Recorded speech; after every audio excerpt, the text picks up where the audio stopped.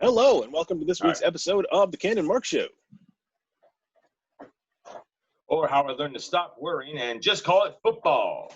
That's right, the show where the opinions are made up and the shape of the balls does not matter. Does not matter at all. Boom. Does not matter at all. Boom. We have a hell of a lag this week. I don't know what's going on. Okay, so it is. Yeah, I know. It is Thursday. We got some Thursday night football on the TV over here. It is currently 21-7 Dolphins over the Jaguars in a game that absolutely nobody cares about. There's also an NBA playoff game going on, and I think there might be an NHL playoff game going on, but I'm not sure. And since it's Dallas and Tampa Bay playing, nobody cares. So let's talk about interesting sports that somebody else might care about. Let's start with the NFL, Ken. Let's start with the NFL, Ken. It is. Yes. We have watched 2 weeks of the 2020 NFL season thus far. What have we learned?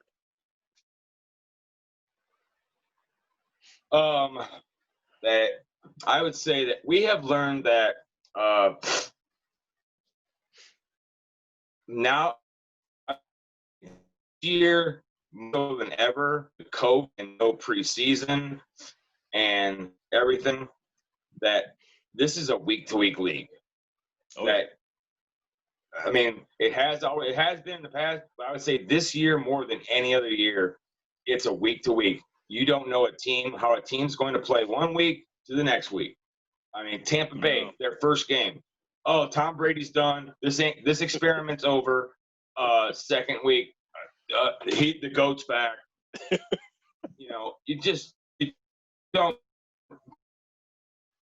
You don't know. The injury, San Francisco's definitely in the playoffs. Week 2, San Francisco might not make the playoffs. I mean, oh my goodness, dude, the injuries insane. that happened in week 2 are nuts. That was horrible. Oh, I mean, it was painful to watch. Yeah.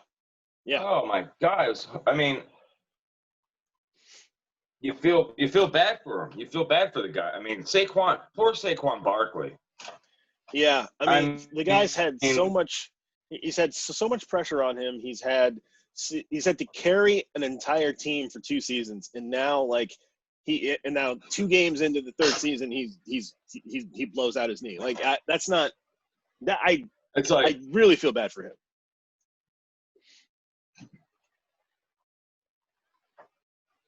He's been given a raw deal, but I mean, yes, Saquon's had it bad, but no one. You got to agree with me on this one, Mark.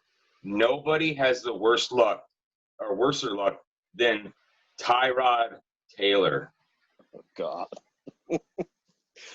This is his 3rd team. I just want to say one. Go ahead. No, I just want to say one thing. If you want to guarantee that your highly drafted young quarterback is going to do great, what you do is you sign Tyrod Taylor, okay? And you draft your top 5 pick quarterback. You sign Tyrod Taylor, okay?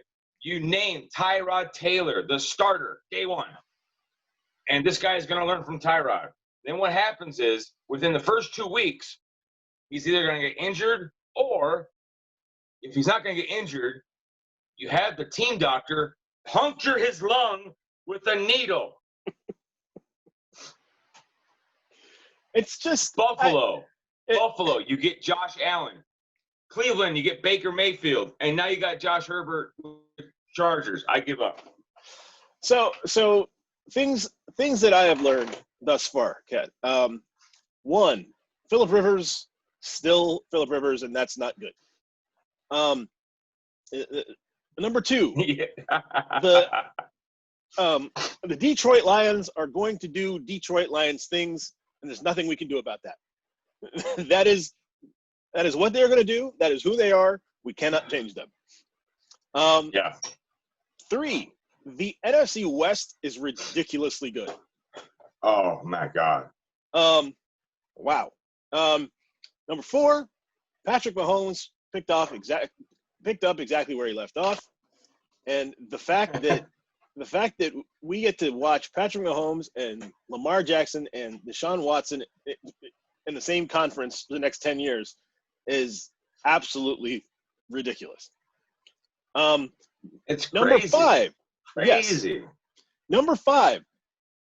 Cam Newton's still pretty good. Yeah. I mean, I think we called that one. Cam Newton's still pretty good. Yeah.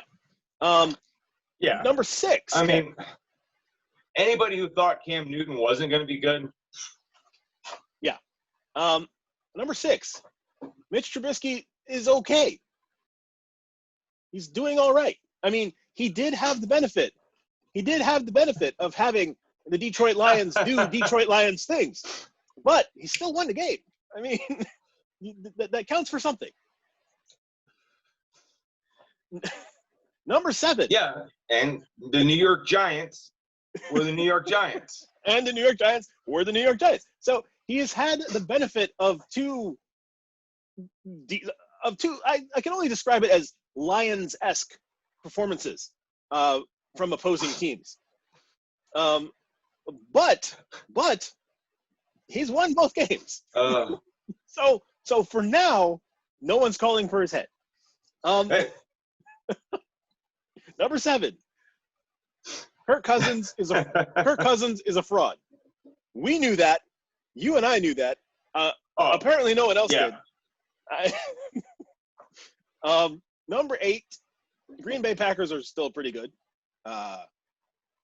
They just are. Yeah. I mean, and Aaron Rodgers is out for blood.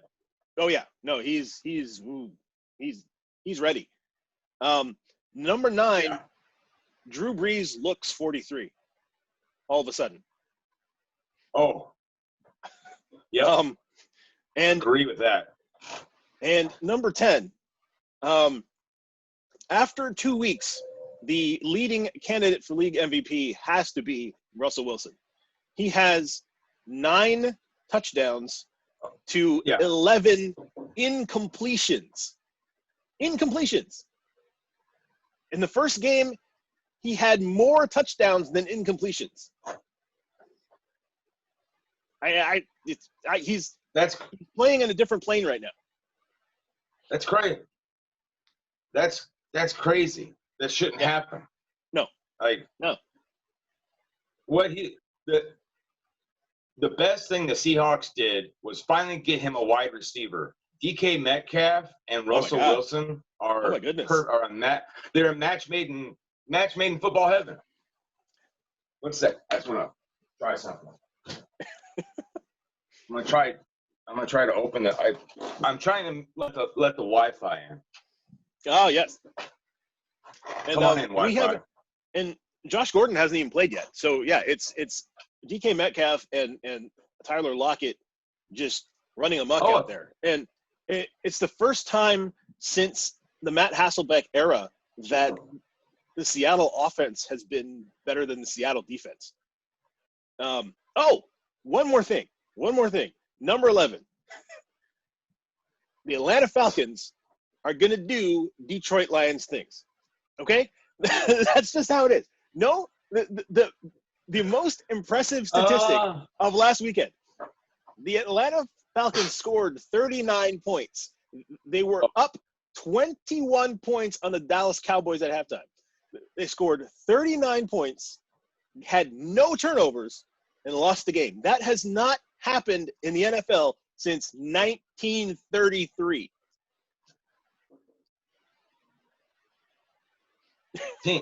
Teams when scoring if you're scoring 39 or more points, you score 39 or more points and you have the lead, I think, with so much time to go in the fourth quarter. Teams were 440 and 0. And zero turnover. 440 and 0. Yes. The Falcons figured out. They gave that. I'm as happy the Bears get to play the Falcons next week. I just can't believe. I can't believe how far this team has crashed after that Super Bowl debacle. I mean, people were talking about for a couple of years there how great Julio Jones and Matt Ryan were, and now Julio can't catch the ball, and Matt Ryan can't throw straight, and they cannot do anything. Devontae Freeman is in the Giants now. Like, yeah, go figure. Like that. I don't know what it's like. Matt Ryan needs to leave. Julio Jones leave Atlanta.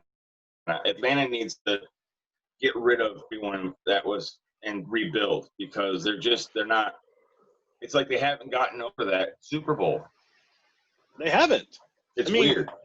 You cannot lose a game in that fashion. You cannot lose a championship game in that fashion and keep all those guys together and expect them to be fine. You have to blow up that team. You have to. Not because they don't have talent, but because they don't trust each other at this point. Because people can say, well, these are professional athletes. They make such and such amount of money. They should be able to put it behind them. But people forget that the players are human beings. And human beings tell me a person who hasn't had something from their past still fuck with them years later. The Seahawks lost to the Patriots in the Super Bowl 6 years ago. Earl Thomas and Richard Sherman are still mad at Pete Carroll for making that call on the goal line 6 years ago. Still mad. Like that's a thing that happens. You cannot. The Falcons cannot keep that team together and expect to be successful. It won't happen.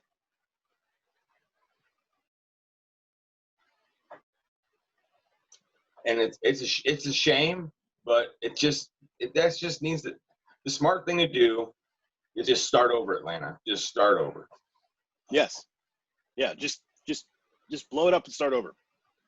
Yeah. I mean, you have some pretty good trade chips if you want them. There's a lot of teams that would pay money for Julio Jones. There's a lot of teams that Matt Ryan is much better than their starting quarterback. Vic Beasley could start on a lot of teams. Like you've got trade chips. What you do if I'm the Atlanta Falcons, what I do is I'm probably going to lose a lot of games. I draft Trevor Lawrence. Okay, I draft Trevor Lawrence. I trade to get up to draft him this offseason. I draft Trevor Lawrence, and then I sign Tyrod Taylor. And guaranteed Tyrod success. Taylor, I'll name him the starter. Guaranteed success. I like it. Yeah, then guaranteed. I love it. I'm sorry, Tyrod. If you're listening, Tyrod, I am sorry. I love it. It's the perfect plan. Across the pond, Ken, there's a different kind of football. A football played with a round ball. Oh God. We are 2 weeks into. Do we have to talk about this? I don't want to talk. We are 2 weeks into the European football seasons. Bayern Munich opened their season against Schalke two Thursdays ago with a I believe it was a 9-0 victory over Schalke. It was just it was embarrassing for the boys in blue. I can't imagine being a professional football team and losing to a professional football team 9-0 on opening night in your own stadium. Like, how does that? Yeah. Oh, I don't know. It happens. It's just that's such a kick in the it's like you feel bad because at 5-0 it's like, all right, let's just park the bus and let's get out of here. Yeah. And then 7-0 it's like once I don't those even want to be out here. Open up, it's hard to stop it. It's hard to stop. And take Bayern me off, switch me out. and Bayern is a juggernaut right now. I mean, they're Bundesliga winners, Champions League winners. They look unstoppable, and I would not want to play that team anytime this season. I think they have to be favorites for the Champions League again. Yeah, I mean, especially with everything that happened at Barcelona, and Real Madrid is aging. Mbappe wants out of PSG. I think Bayern Munich is the most stable and most talented team in that group. I've heard talks that Liverpool might be signing Mbappe, and I was like, "Go fuck yourself." Well, okay. So what I've heard is that for the past 2 seasons, when he's been interviewed, Mbappe has talked about how much he wants to play for Klopp. But now, if his contract is up at PSG, there's a chance Liverpool would sign him.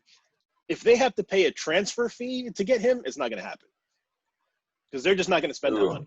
Yeah, that's. If they're getting him on a free.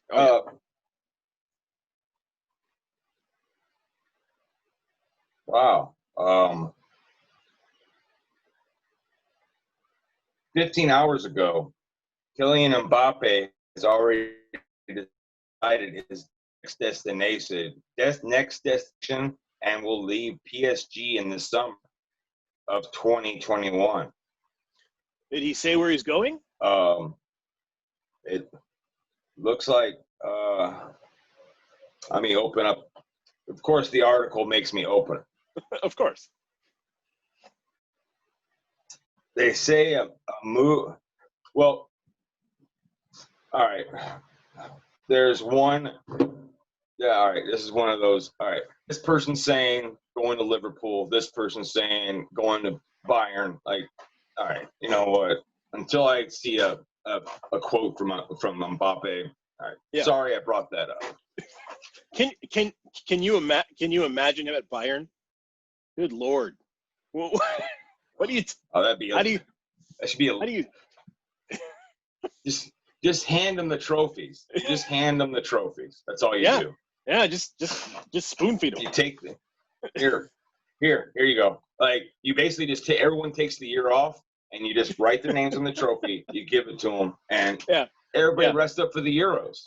Everybody gets the rest for the Euros. Let's not waste everybody's time. Let's just hand it to them now. It's been after a really shaky start, Ken. Liverpool made a couple of signings midweek last week, and then played a pretty good game against Chelsea on Saturday. They signed Thiago Alcantara from Bayern Munich, who was spent a lot of last season on the bench just because there's so much talent at Bayern that he couldn't get on the field all that much. Do I think he's a fantastic midfielder? I feel like we got ourselves another Fabinho, which is not necessarily a bad thing. Which is good. Which is really good. Anytime you can increase your number of Ineos, I think you're actually doing pretty good for yourself. Because it'll take a little bit of the pressure off of Jordan Henderson to be all over the field at his age, and it provides a nice counter to Fabinho to playing with that back four. The more surprising one to me was Diego Jota.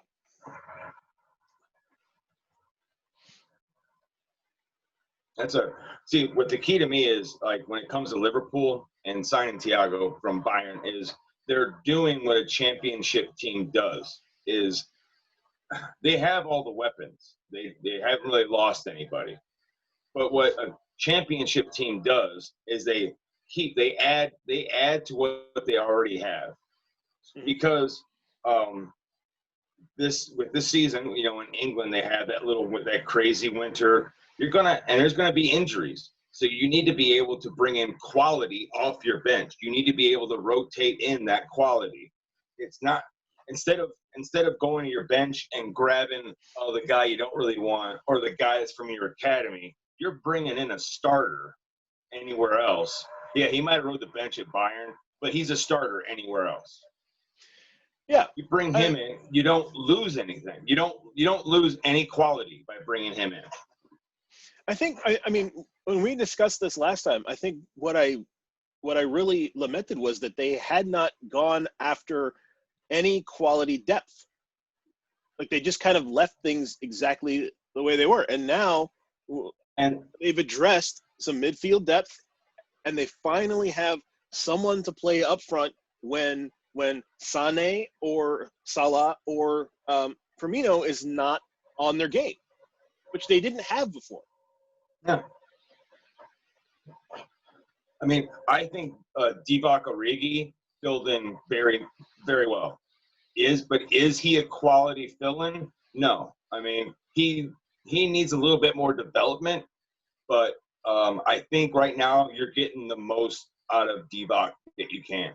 But adding a player like Jota, getting him up there, because even if they don't get injured, they're gonna need a rest. If you wanna make a deep run in the Champions League, if you want to go for another title, players are gonna have to come out every once in a while, and you need to be able to put quality in and not rely on, oh, I hope Divock has a good game. Oh, I hope the academy player has a good game.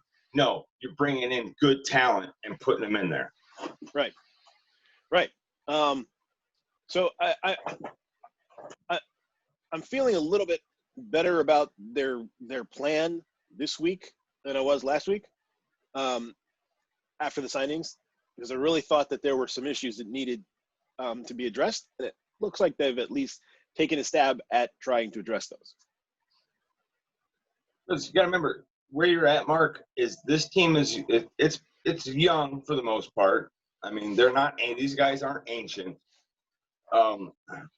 Is you have a good core, and Klopp, like, I know a lot of people don't talk about this, but in the next 2 years, Liverpool's academy is going to start bringing up players that have real quality. He has invested he made it a point. He did it at Dortmund. He did it at Mainz, and he did it at Dortmund. He made it a point. Liverpool's academy is going to start putting out some really damn good players, because instead of the youth academy being, like, I think 10 miles away, the new complex Liverpool built has the youth academy with the first. They're right connected. So, and Klopp wanted that. He wanted the youth team to see the first team, to be like, this is your goal. This is where you want to be, and that's a great thing. Yeah. There's a rumor that Gareth Bale may be returning to Tottenham. Have you heard about this? I think that I want to say it's a done deal. I thought it was too, but then I didn't see a final word on it.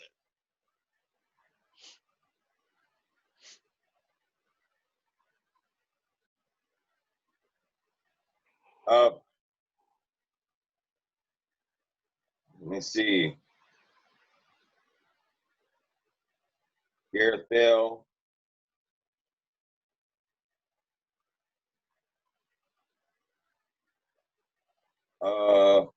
One second. Let me just see this right here. Sports Illustrated. Tottenham and Real Madrid's the double signing of Gareth Bale and Sergio Reguilón continued Spurs transfer connection with Real Madrid. 7 players have so I guess it's signed. They got both players. Okay. So that'll be interesting. The Golden Boy returns home. Well, it's he's back. He's got a new shirt number. He's back with Spurs. Yeah. With Bale. there's one quick thing when it comes to Bale. I just want to say one thing real quick. Yeah. It's going to be injuries. If he can stay healthy, he will add quality to Spurs. But the problem at Madrid was he always got injured. If he's always in the training room, he's not on the field. So yeah, and the English game is a lot tougher than the Spanish game. So I don't know how he's going to hold up, but we'll see. He should at least. I would have liked this. Sorry, go ahead. I would have liked to seen him gone to Juventus. I was to say I would have liked to seen Gareth Bale go to Juventus. Yeah. I just think that would be a good. If Ronaldo, I think Ronaldo would have benefited. Like, Ronaldo played well with Bale. I don't know how the relationship was, but put them together again. I think that would have been a good connection. Yeah. How do you feel about United 2 games in, Ken?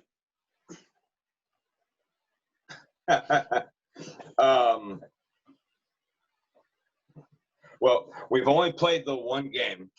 Our opening day game got postponed. Right. Because I think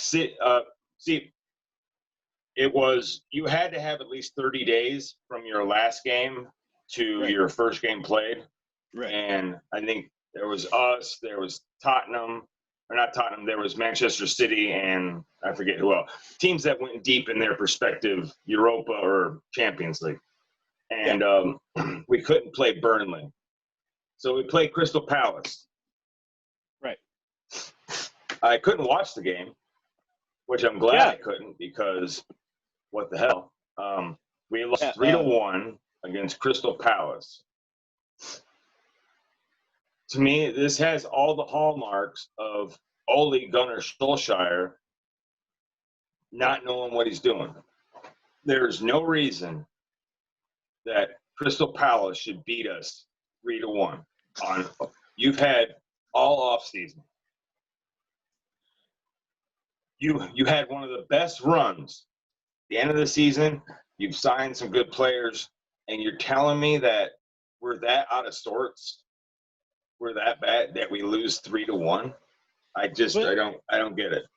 Isn't this what we were afraid of? That last season Ole the team would play just well enough to save his job, and then at the start of the next season you're going to have the same thing again, right? Like, isn't that what we were afraid of? Yeah, and I mean, I'm not to say that we're always right, but I would say that more times than not, I think we're over 50%. We're right about things like this. We can kind of disconnect ourselves and see what it really is. I mean, every year that he's been there, we get in a big hole. We start off we get in a big hole and we chip our way out of it. Claw yourselves up. And it's because it's the clawing out of it, and because at the end of the season we're kind of doing well, that keeps him his job. But they always forget about the beginning of the season when he puts us in a big fucking hole. Right. Look, sorry for cussing. No, Mauricio Pochettino is still at home on his couch. Like that surprises me quite a bit. I don't understand. Why has no one hired him? I don't know. That doesn't make sense to me. There's a lot of teams that need managers. Not just United. Like I don't understand that play. I don't understand. It's like how no one has signed him yet. Like, he is a great manager. I mean, what he did at Tottenham is unbelievable. What he did at Tottenham blows my mind. Like, not signing a single player and then taking that team to the Champions League final should get a trophy on. Like, he should got Manager of the Year. Yeah, and I really thought that when Barcelona tossed their manager, like, he would be the first guy they called. Oh, and apparently that didn't happen. I don't know. I don't understand why he's not on somebody's sideline. It doesn't make any sense to me. No, it makes no sense whatsoever. I mean, there's there's nothing I can say that can make any. I mean, unless there's something that went so bad at Spurs that we haven't heard about, and that's why he hasn't gotten like that's the only thing I can think of is there's something we don't know. You know what I mean? Yeah, that's the only thing that makes any sense. I mean, nothing else makes any sense. Luis Suarez has completed his transfer to Atletico. He is out of Barcelona. There's a hiccup at the end there where even though they had agreed on personal terms, Barcelona didn't want to release him to a league rival. But I guess they got that worked out. And so Luis Suarez is no longer at Barcelona. Messi decided to stay to avoid a messy legal situation with his contract and his release clause. But, I mean, end of the season, I don't see him. I don't see him back. And how about those toffees, Ken? Unless the exactly. I'm glad that you brought that up. But first, what you said about, I just want to comment about the Suarez. Suarez to Atletico is going to be a big mistake that Barcelona is going to regret. Atletico will finish above Barcelona, and I would bet that Suarez scores 25 to 30 goals this season. Second. Second, Barcelona, the only way they keep Messi is if they change the entire board. They have to get rid of the team president, the manager, everyone who's upset Messi. If they are still, if it's going to be, you either keep them or you lose Messi. Like you got to pick one or the other. Yeah, they can't. And they can't keep. Yes. The third thing, one of my favorite things to do is the early parts, the first 3 or 4 weeks of the Premier League season is look at the table, because the table's always just messed up. Yes. Right now, in first place is Leicester City. In second place is Everton. Yes. In third place is Arsenal. Uh-huh. In fourth place is Liverpool, and in fifth place is Crystal Palace. I love those crazy, like the table never looked so crazy. But yeah, Everton, the new ownership there is finally, I think they finally got their footing, and they did a smart thing. They figured out, get the manager right. Carlo Ancelotti comes with a pedigree. He has coached at almost every big club that there is, and has been successful at those clubs. Right. So by signing Ancelotti, you're saying to players, look, we have a top manager. Right. I think they're going to be leaving Goodison Park in 1 or 2 years. I think they have a new stadium coming. Mm-hmm. Now,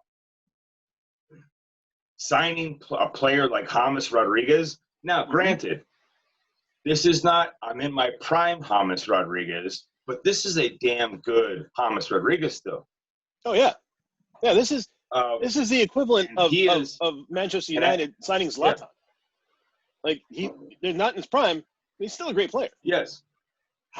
But, yeah, and Ancelotti, and I would say it's Rebecca Law from NBC Sports said this very, very intelligently. Carlo Ancelotti, like they brought in, I forget, 2 or 3 new players, and instead of it's the Premier League, let's bring them in slowly, let's let them play a few minutes here. No, he said from day one, you're starting. Boom. Second game, you're starting. Boom. Like, he has put the new players in because they're quality players. You should be able to, if you can't, you should be able to play. So he's put them in and said, go have it. And I mean, Everton looks really good. They're playing some. I mean, Everton is fun to watch again, and I think a good Everton makes the Premier. Like, Everton's a team that when they're good, like, I don't expect them to finish top 4, but I expect them to be at least 8 or above. Yeah. And Everton deserves to be in that top 8. Well, and you're always looking for a team that's going to shake up that top 6, right? Like, because like the top 6: United, City, Liverpool, Chelsea, and Tottenham, right? And Arsenal. So you're always looking for that Leicester City, that Wolverhampton, that Everton, someone to get up in there and make that race interesting. And this year that might be Everton. I hope it's Everton, and you are 100% right, Mark. There's always that team every year that just messes up the works. Yeah. I hope it's Everton this year. I really do. They have had, like, the past 5 years. The past 5 years for Everton have just been boring. Like, they've always they survive, but they're like 13th, they're 12th, they're 10th. Like, it's just blah. Yeah, it's mediocre. They deserve a good run, and I hope they make a good I hope they make a good FA Cup run. I hope they make a good League Cup. Like, I hope they give the fans something to cheer for. Yes. Finally, it's soccer. Alex Morgan, Tobin Heath, and Kristen Press have arrived in England, Ken. Alex Morgan signed with Tottenham for the season, so she met with Jose Mourinho and Harry Kane this week. I guess they had some things to chat about. And then United announced Tobin Heath and Kristen Press also this week. The thing that I like about the way that the women's leagues are set up is, like, so the North American league plays in the summer and the European league plays in the winter, and so all they do is just ship the players back and forth, so you get to see the great players all year long, which is kind of fun. Yeah, like there's no break. They just go play something else, and so I think the English league is actually, I mean, the English league is getting pretty decent. What's really makes me upset, though, is that the North American Soccer League, or the National Women's Soccer League, whatever it's called nowadays, should be the best run league in the women's game. We have the best women's team in the world, like, bar none. Yes. We should be getting we should be getting the best players from England, the best players from the Netherlands, the best German players. They should all be wanting to come to America to play in our league. Our league should be the top draw. Well, they do, but it's just that as soon as our league is over, they go back home, and then we all go there. But even still, I rarely hear about the big players getting announced coming over here. Like, I hear it when American players go over to Europe, but I never hear about a lot of talent coming from Europe over here. There might be some talent, but I don't hear about a lot. Like, we've talked about the women's game here. What was that one team that they didn't pay for airfare and they didn't have showers? Sky Blue FC. The name of the team, but they ended up getting rid of them. Well, yeah. The man that should have never taken over a new manager. As we talk. Yeah. They should have never been. I should have never been allowed. That shouldn't have never been allowed to happen. Oh, right. Like, if you would never hear that coming out of the Premier League. Ever. Nope. But that's how little respect. That's how little respect women's sports get in this country. Even though our women's team has given you the best team ever, the best soccer team in the world for many years, for the last 40. There's no respect. Since 1999, The league at least. gets the league gets no respect. Yeah. The league gets no respect. That's true. There's money put. Dwayne The Rock will buy the XFL, a defunct fucking football league that has been going for not even a year. Yeah. But no celebrity will buy the women's league. Give me a break. So I was actually talking about this with some of the guys at work, and we were pretty much saying the same thing that we've talked about on here, and that's like, this is not England. Like you can in England you can drive for 4 hours and be anywhere in England. That's not how America works. America's leagues should be regional. Like just take all this talent in the NWSL and pick a region and put them in and put your 8 teams in that region and grow the game organically. Yep. The fact that you're trying to run an 8-team league across a country this size, you're making it harder on yourself. It's ludicrous. You've only have 8 teams. 8. Right. 8. When you think of the original 6, when we always talk about this, the original 6 in hockey. Right. You had there were 2 teams that were relatively close to each other. You know what I mean? You've got Detroit and Chicago. Right. Montreal and Toronto. And then the Rangers and who was it? Boston. Yeah, Boston. So there's a rival built in right there. And guess what? They're all in that northeast corridor. Yep. I mean, Chicago to New York, that's major. Yeah. You can all drive. You can drive back and forth. That was the northeast. No one's flying anywhere. There's no airports. You just drive or you drive back.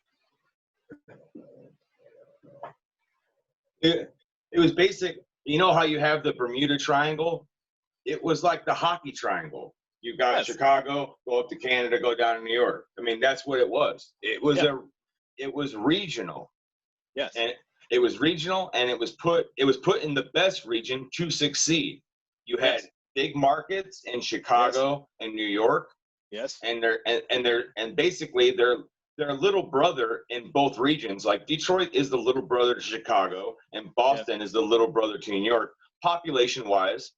Yes. You know, I mean, I'm not saying, when I say little brother, I mean population wise, but there's still big cities that had great, all of them had great manufacturing bases. They had big populations, so it made sense.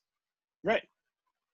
Big media markets. Grew because of that original 6. Hockey is what it is today because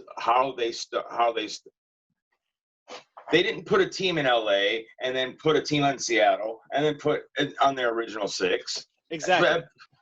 You might as well put a team in Russia for all. I mean, what's the point?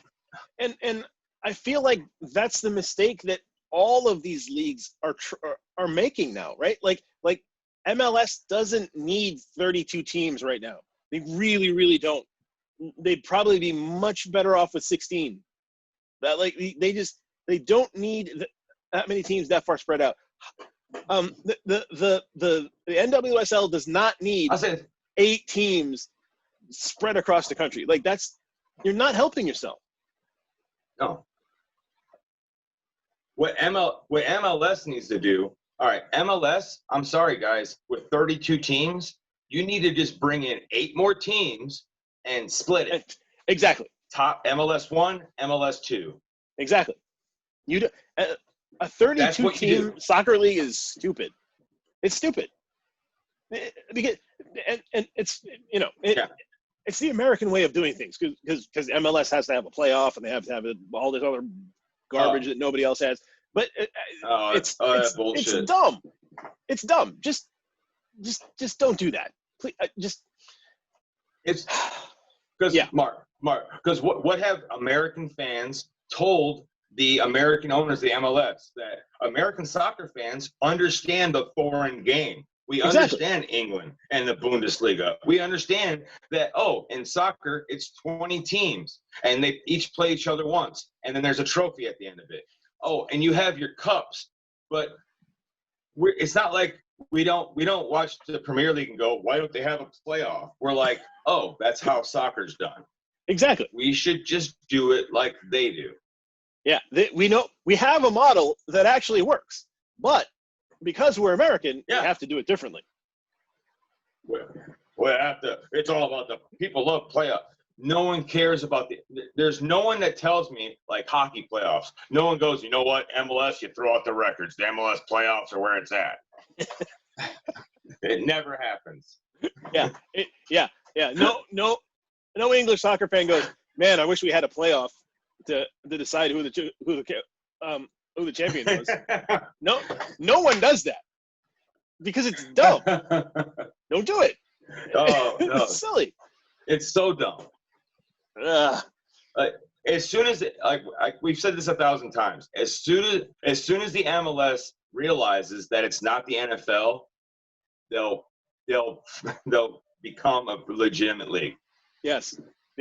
That's and the fact that they always ridiculous. Try to make such a huge deal out of getting Europe's old washed up soccer like Gonzalo Higuain is now signed with the New York Red Bulls or New York City FC or some. I don't even know because I don't care.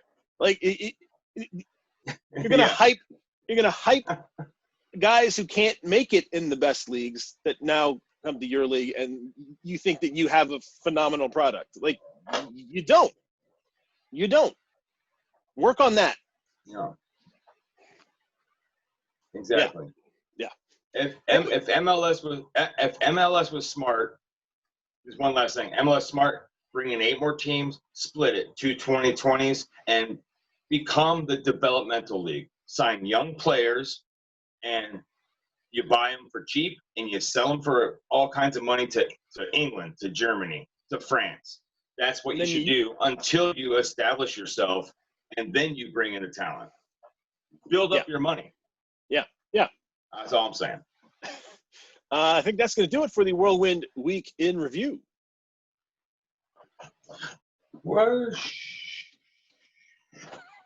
Hey.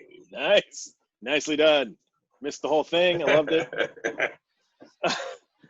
Okay, so instead of Love It, Hate It, Ken, I'd like to do a new segment, which I have just entitled Hate It.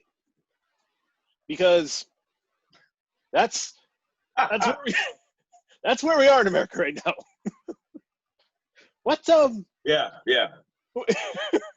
Oh my goodness. So we've been at this for a while, so I don't want to roll too much longer on this, but I just have to say that I don't this is the most we are living in incredible times, Ken. I do not recognize America.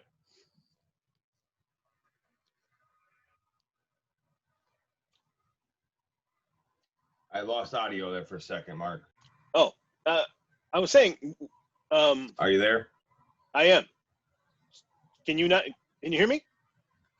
Okay, sorry. Yep. I can hear you. Okay, I can hear you now. I lost audio for a second. Okay. What I was saying was I don't recognize the America. I mean, I recognize it, but not as America.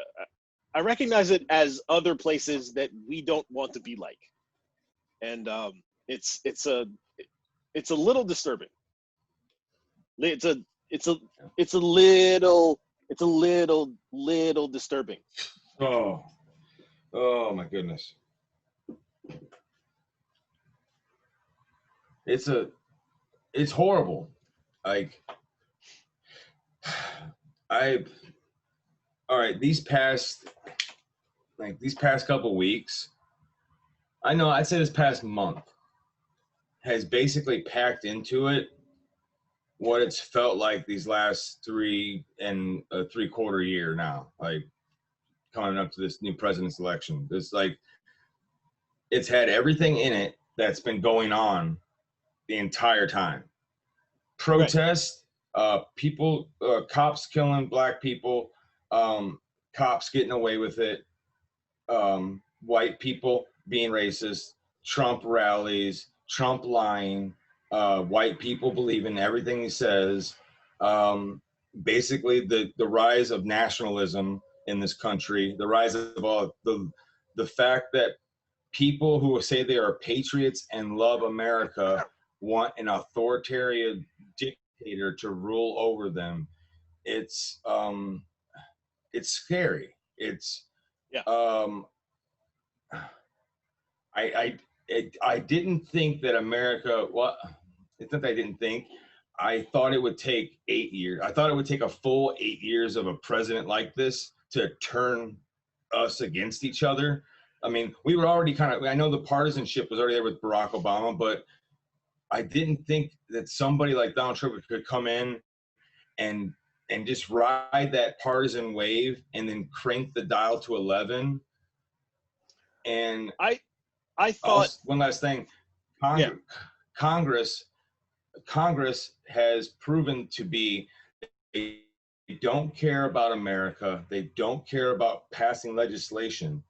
They care about being elected. They care about enriching themselves and enriching their donors. That's all they care about. They don't care about actually legislating and doing what's best for the American people. They only care about themselves and whoever they can help. They don't care. And that's the sad thing about Congress. Like, Congress is totally broke. I mean, Mitch McConnell has single-handedly ruined the Senate. I honestly thought that it would take longer to get to where we are. Yeah. Like, I thought we would have more time to save it. I didn't think that in 3 years we'd fall this far. But I mean, no. I guess I'm not terribly surprised. Like, it's sort of like the same feeling I have when the cops get away with murdering black people. Yeah, I'm mad about it, but I knew it was coming. Like, I can't. I mean, what do I do, right? Like, I understand where we are. What bothers me the most is, like, the people that just can't see it. Like, there are people who see it and know exactly what's happening and they like it. But there's another group of people who just don't see it. Like, they cannot fathom that we could be where we are. So in their minds, we're not. And it's just like this. It's like this bizarre way of dealing with reality in which you just ignore it. And I don't understand how you can do that. It's hard to wrap. I mean, I'm not surprised by it, because we all saw under President Barack Obama that when he was in office, that partisanship went up and the Republican Party got emboldened by their base because all the racists came out of the woodwork. And people were making the jokes how racism is fixed now because we got a black president. If anything, it really brought out the worst in people. Like, it brought out the worst that I've never seen. Like, people saying the president's illegitimate. People have always made fun of the president, but never to a point of saying he's illegitimate. He's from a different country. He doesn't deserve this. And he's a tyrant. He's acting like a king. They said that he was the worst. And then when the person after him comes in and does things that a tyrant, that an authoritarian dictator would do, They don't call him out because he's on there because he looks like them.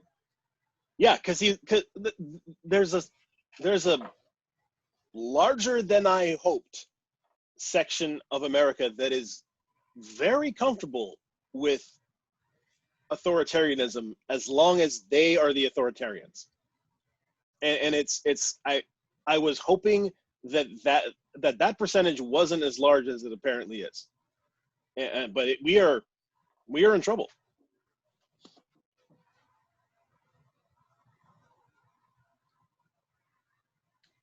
Uh-oh. You gone again? Hang on.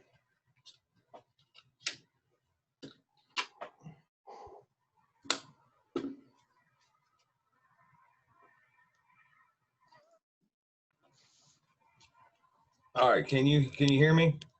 I can. Okay, let me 1 second. All right, speak to me, Mark. Yeah. So basically, I was just saying, I was hoping that the percentage of Americans comfortable with authoritarianism was a little bit lower, but unfortunately, there are a lot of people who are just fine with it as long as they are the authoritarians. Yeah, it's sad. Like, it's to a point to where, like, all the things that Americans say they're against when it comes, like how you put it perfectly, all those countries we say we don't want to be like and their rulers, is exactly what the American people want now. And it's not the American people, it's the scared, uneducated white people who have been taught by Fox News to fear everything, to fear the terrorists, to fear your neighbor, to fear anyone who thinks different than us. Like, the media and this president has ruined this country. They've scared white people to a point where they've scared of the white people enough where they want to be taken care of by a dictator. And then that's the only way ahead. If the president of Venezuela had been asked in a news conference if he would respect the results of an election, and he answered, "We'll have to see," every American would go, "That guy is a dictator. He needs to be removed." Yet somehow 45% of America is like, "No, that's a great answer. And that's absolutely true." Huh? What? Answer me this, Mark. How can, let me close this window real quick. Answer me this.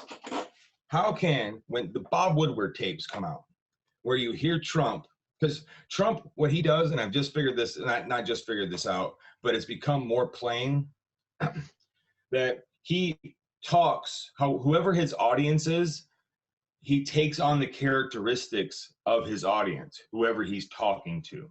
Yes. So when he's talking to that rowdy crowd of dumbass hicks, he talks to them like a dumbass hick. He says stupid stuff, build the wall, blah blah blah.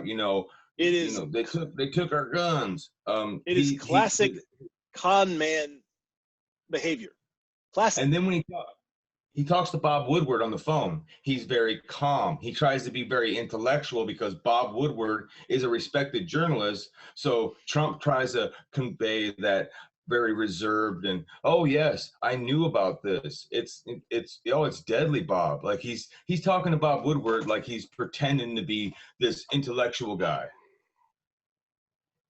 How anyone can listen to those tapes, hear it, and not be like he's a charlatan who has killed 200,000 Americans, and how they can still support him. Those tapes should have killed his campaign. Those tapes should have killed it.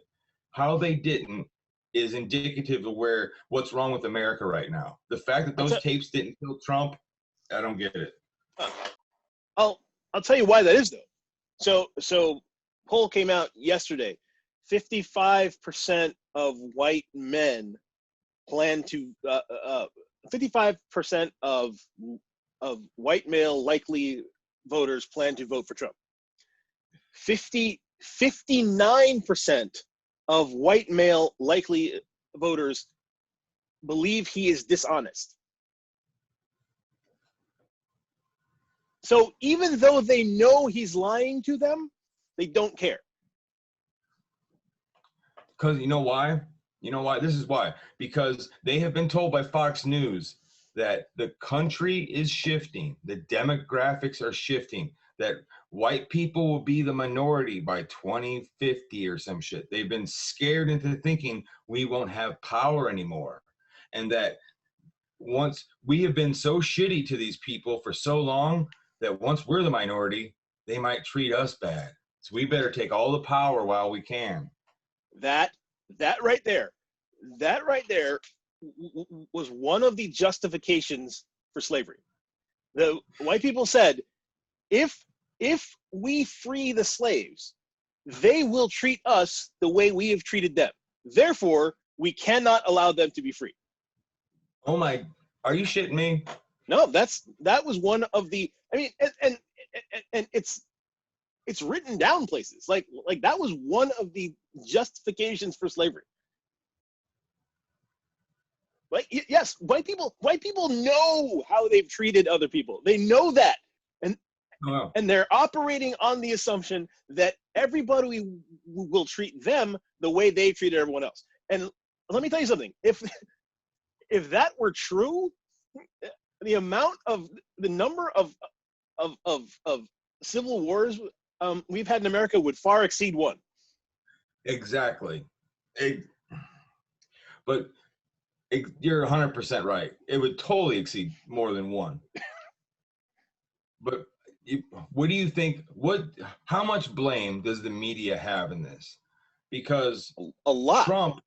Trump is still getting all the coverage now. Like, they knew it. All right, it came out that he got like what, $11 billion worth of free media coverage, or maybe that number, maybe it's 1 billion, but it was a lot of money of free media coverage just because everyone was talking about Trump. Everyone was talking about Trump. Right. Which I'll give him a pass on 2016 because he was a weird candidate. He was great news. He was great ratings. But all right, we're not in 2016 anymore. This is 2020. You know how wrong that was. They're doing it again. It's still all about Trump. He keeps the news cycle on himself. Here, I'll tell you what. This is the fundamental flaw of capitalism. This is a fundamental flaw of capitalism. The media, ever since 1970 something, when the networks split off their news divisions and told them that they had to make money on their own, ever since then, the news media has cared more about ratings than about news. Like, ratings drive everything, and it doesn't matter that by covering this guy, they are complicit in their own destruction. Because the first thing that will happen when he has sufficient power is he will take them off the air and they will not be able to broadcast. That is the first thing that will happen. And they all know that, but they can't stop going for the money. Yeah. So they are being complicit in their own destruction, and they cannot stop themselves because they have to have the dollars. I will say this isn't a fundamental flaw in capitalism. This is a feature in capitalism. This is not a bug. This is a feature. Yeah. Another feature in capitalism is all this wealth inequality that has been reported on by the media and that is known. It's not going away. Like, this is the first time in a long time that I've heard about all these problems, and McConnell and Republicans have done a great job of killing any legislation to deal with any problem that we have, because they know that as long as the problems stay there and they're never solved, they can just keep it going and keep it turning. and keep people talking about it, because the 24-hour news cycle, they just keep talking about it and keep talking about it. We never have to solve any problems. So we keep the money. They keep everything. They keep the They talk about the status quo like it's a bad thing, but no, the status quo is what they need. As long as they can continue to convince a majority of Americans that the reason that they are poor and cannot get ahead is brown people and not rich people, as long as they can continue to do that, they win. Yeah. It doesn't matter how bad things get. Even if they are in power and things completely fall apart, as long as they can convince people that it's brown people's fault, they'll be fine. No, and it's also you're also poor because it's also brown people, and because you just didn't try hard enough. Here are stories. We're gonna put stories in the media of these once in a blue moon people that didn't graduate high school, and look, he's the owner of $1 million tech startup. You know, that's what we do. These stories are so once in a fucking they're 1 in 10 million chances that these things happen. That's what we do. They're presented like prize dogs at the Westminster Dog Show. Like no one ever thinks that. Oh, do you know how many things had to fall into place for this person to get here? Like this, reason why they celebrate, because it doesn't happen. Yeah, it doesn't happen every day because it fucking barely happens. You too, Ken, are just one overtime shift away from joining the 1%, Ken. Yep. If you just apply yourself, if you just work that one extra overtime shift, you will make it. You can do it. And people buy into that. Oh, I just got to play. I just got to be in the stock market. Oh, it's all on me. It's not the system that's rigged against me to make it to where, yes, people born in poverty, they can make it out of poverty, but the odds that they will, the chips are stacked against them. You're most likely where the socioeconomic bracket you were born in is most likely where you're going to die in, because the deck is stacked.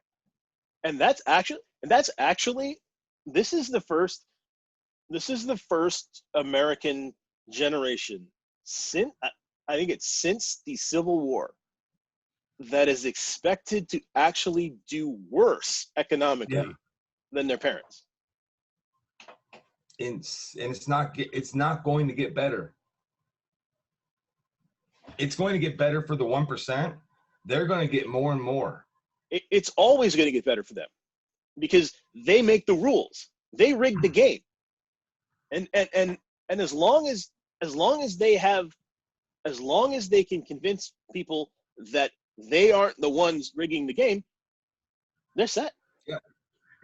But eventually though, with capitalism, this always happens, it's going to crash. It's just how big is this next one going to be? Because because all these other crashes, the inequality was bad, but it was within, like the Great Depression. That was the worst that ever was. But it came back, and then we had the 50s when people were taxed at proper levels, you know. But now we've gone past Great Depression inequality levels. We've gone past the robber baron era. We are past a level of inequality that this world has never seen. We need to quit setting records when it comes to inequality, global temperatures, fucking oil price. I mean, we're setting the worst records ever, and no one's doing anything about it. No one's doing anything. Because there's too much money to be made off of not doing anything. And that's doing something costs money. Not doing something makes money. And so here we are. That's the thing. They're so greedy. These owners of these companies are so greedy that they could lose $10 million.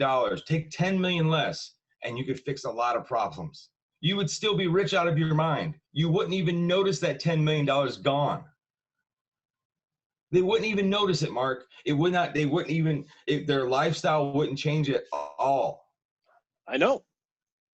You're not. I mean, obviously I'm not arguing with you about any of this. I'm just It's just I'm just saying, like, it's so I don't understand why it is so easy to convince so many people that their problems are caused by other people that are worse off than they are. Yeah. Like, I don't understand how it's so easy to convince them of that. It's the poor person who's taking welfare. That's what's hurting you. It's like taxes you pay, you're gonna pay regardless. The poor person taking more money out of your check. You pay more to oil companies who get subsidies. More of your tax dollar to oil subsidies, or subsidies for big pharma, subsidies for these rich assholes for airports, than you do to pay to poor people. Like, yeah, dumbass. But it's crazy. What do I? It's absolutely crazy. And I mean, there's only there. Yeah, yeah. I didn't want to spend too much time on it. And okay. we went and did that. But yeah. Yes. I'm like my dad right now. I'm very disappointed in America. You know what I mean? Like America's my kid, and like she's gotten in trouble at school, and I got to pick her up, and I'm like, look, man, I'm very disappointed in you. And that's the best I can do. Yeah, no, but that's a great word for it. Disappointed in America. It's a great all-encompassing word. I'm disappointed, like, because you want to love America. You believe in America. There's an idea that is America. That is the United States. There's a beautiful idea there that all men are created equal. That everyone has an equal shot at life, liberty, and the pursuit of happiness. Like, that the playing field is level. That everyone gets an equal shake. There's this idea that's right there, but it's not real. Yeah. And people keep saying, this isn't who we are. At some point, we're going to have to admit that this is who we are. I mean, I'm going to say this. The person who smokes a joint every once in a while, like, is not a drug addict. Person banging heroin every day, that's a drug addict. America has gone from smoking a joint every once in a while to fucking being in the corner banging fucking heroin every day. Like, let's just call it what it is. Like, and thinking they don't have a problem. Yeah. And thinking they don't have a problem. I'm still a democracy. I'm still a democracy. I still got equal opportunity for everybody. It's just nuts, man. The only hopeful thing that I've seen is the early reports, such as they are, is that voter registration has taken an enormous jump this year. So hopefully that means that people who have stood around on the sidelines for too long have decided to get in and try to make a difference. But outside of that, I don't know. This year more so than ever, like, you don't have to love Joe Biden. You don't have to love him. You don't have to agree with you don't have to agree with his platform. But if you aren't smart enough to realize that Joe Biden is 1,000 times better than the charlatan, than the con man we have in the office right now, then you're an idiot. Yeah. So to all those leftist motherfuckers, sorry, pardon my friend, to all those leftists who are like, Joe Biden isn't left enough for me. He's not progressive enough.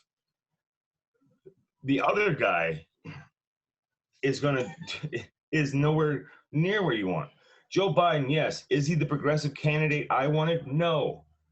But no. Donald Trump needs to go. The Republican Party needs to lose. So we need to take back the Senate and the White House and keep the House of Representatives. We need to defeat the Republican Party so bad that they have an actual come to Jesus meeting and fix themselves. because as long as the Republican Party keeps power, they have no reason to change. They have no reason to change because they haven't been punished. So why stop? Why stop? Yeah. It's the same thing. Trump flouts the law every single day. Every single day he breaks a new law, but he's not punished. So why should he stop? Yeah. If I went to the ATM and just opened it up and took handfuls of cash out of it and closed it, and no one came and arrested me, why would I not go back and do it the next day? Exactly. Well, let's say you're at the ATM. There's a line of people behind you, and you keep just and money just keeps getting spit out at you, and you keep taking it. And people behind you see you what's happening, and no one says anything to you. Why would you stop? Why would you stop taking that money? Why would I ever stop? I'm just gonna stand there until all the cash comes out, and then I'm gonna go to the next ATM and try to do it there, because no one stopped me from doing it. Exactly. That's exactly what this is like. I mean, that's a good analogy to me. I mean, this is we're in scary times, Mark. I mean, I know we try to lighten it up with some jokes and stuff on this show, but in all seriousness, with what's going on in this country, between the police and lawmakers coming up with new legislation to punish protesters, and they say it's protesters, but it's really to punish progressives who are protesting the police, who are protesting government. It doesn't apply to the dudes that showed up at the Michigan State Capitol with AR-15s. No, it doesn't apply to them at all. No, it only applies to actually. Yeah.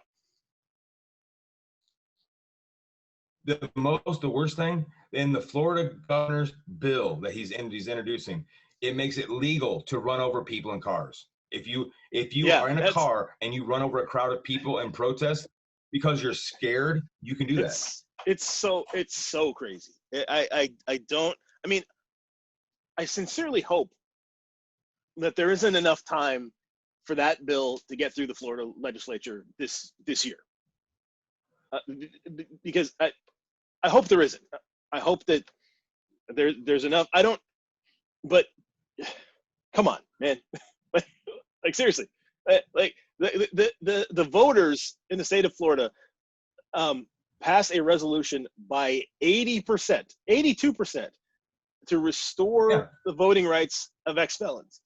Yeah. The Florida legislature comes along and says, we can't have that because we'll get voted out of power. So we're going to make you pay all your court fines before you can get your voting rights back. So Michael Bloomberg says, all right, I will donate $16 million to pay the fines. And then the Florida legislature tries to sue them, saying, you're buying people's votes.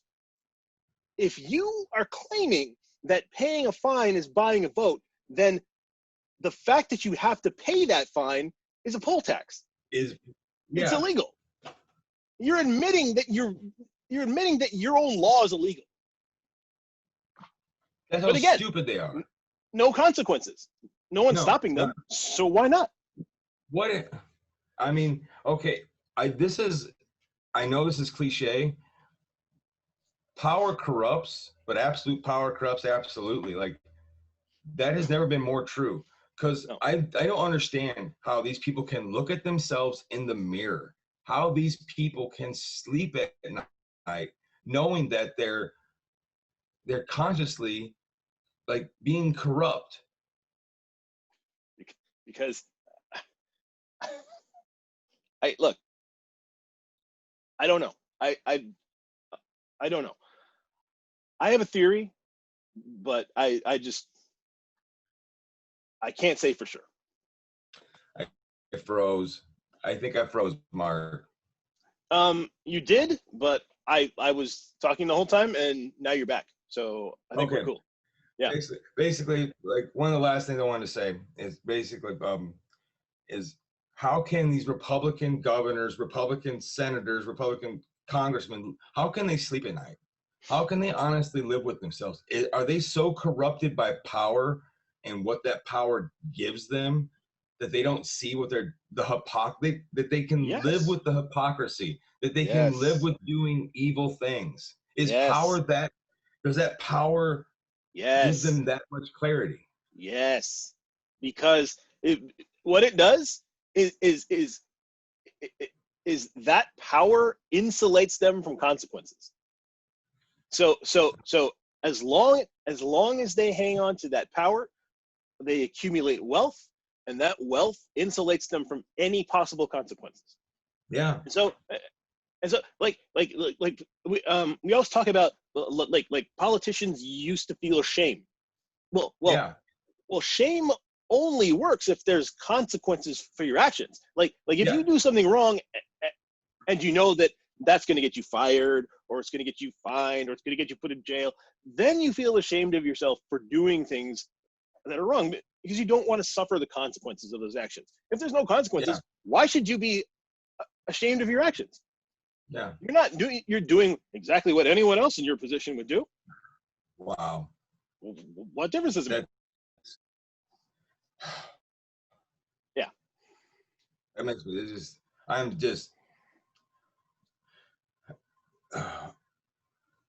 I'm to a point where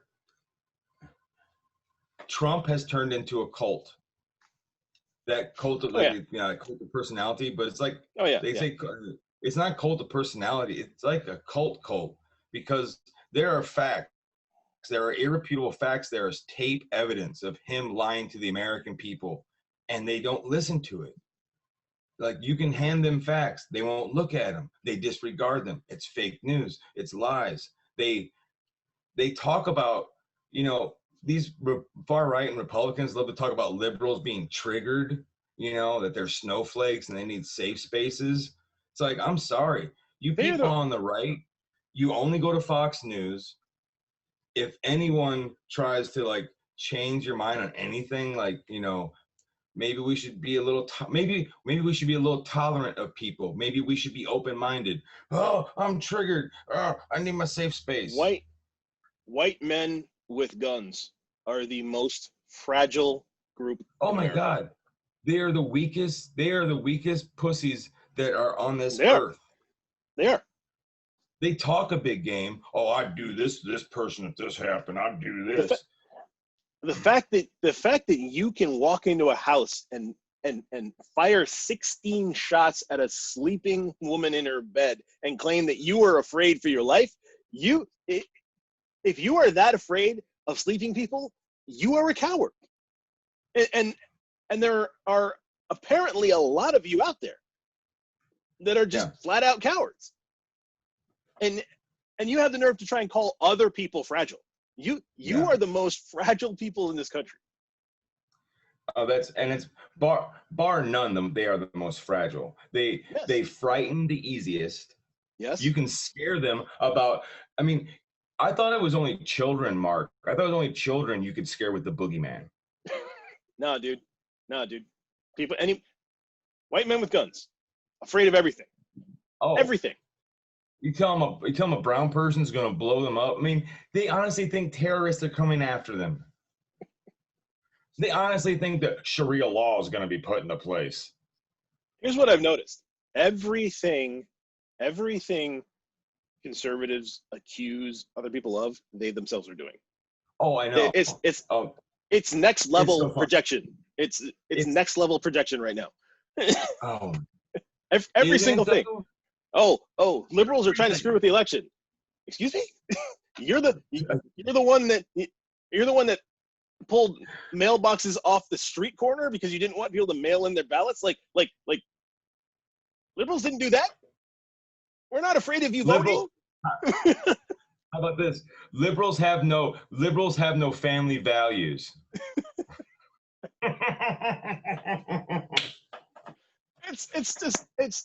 It's amazing. It's next it's level. Laughable, man. It's next level projection, man. I can't deal with it, so I'm projecting it onto you. It's amazing. I know we've said this 1,000 times. If we were to write this in a script, you couldn't sell it. You'd be told to rewrite it. we would get laughed out of the pitch meeting. There's no way the American people would allow this to happen. Exactly. Go write for some commie thing somewhere else. Yeah. No. This is unfortunately where we're at. The only thing that we can do, Ken, is I believe early voting starts in Indiana October 3rd. So okay. On the morning of October 3rd, I will be down at the county city building with my mask on and my number 2 pencil, and I'll be going in there and I'll be casting my vote. And anybody who wants to come along, let's go. Right on, man. Hey, are you still working? Are you still gonna work the polls? I signed up, but like after I got the confirmation email that I signed up, I haven't heard anything else about it. So really? I don't know if they have enough people or they just haven't contacted anybody yet, or I don't know what's going on. So hopefully I'll find out. Probably because we're represented by Republican, and then you actually wanted to work the polls. They were like, "Whoa, wait a second. He's not old enough. A. He's not white enough. B. Wait, are you telling me? Do we have a citizen wanting to do their civic duty for free? Oh, we can't have that. He claims he's Burrell, which is a nice English name, but he doesn't look like a nice English young man. I'm not sure what's happening here.